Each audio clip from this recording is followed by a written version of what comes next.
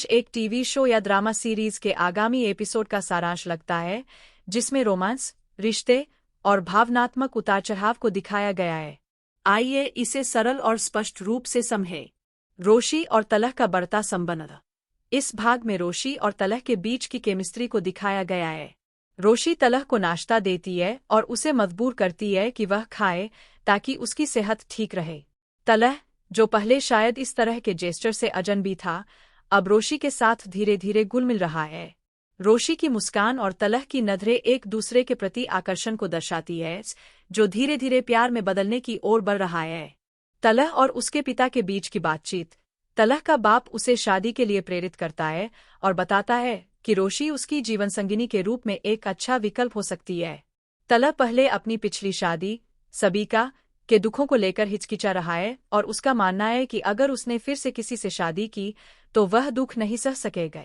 इसके बावजूद उसके पिता का कहना है कि जीवन एक बार फिर से आगे बढ़ना चाहिए और वह रोशी को पसंद करता है। तलह और रोशी के रिश्ते में बदलाव।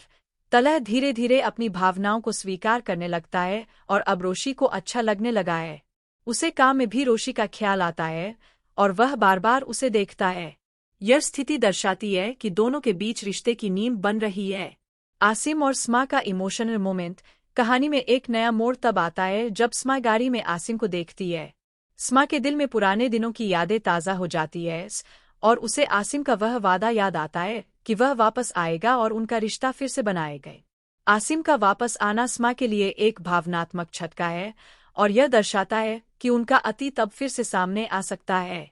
कुल मिलाकर यह एपिसोड रोमांटिक, भावनात्मक और कुछ हद तक संघर्षों से भरा हुआ प्रतीत होता है, जिसमें तलह और रोशी का रिश्ता बढ़ रहा है, जबकि तलह को अपने अतीत, सबीका, से उबरने में कठिनाई हो रही है। दूसरी ओर, स्मा और आसिम के बीच भी कुछ गहरे और पुराने कनेक्शन हो सकते हैं, जो कहानी में अगले मोड़ लाने वाले हैं। आपके विचार क्या हैं?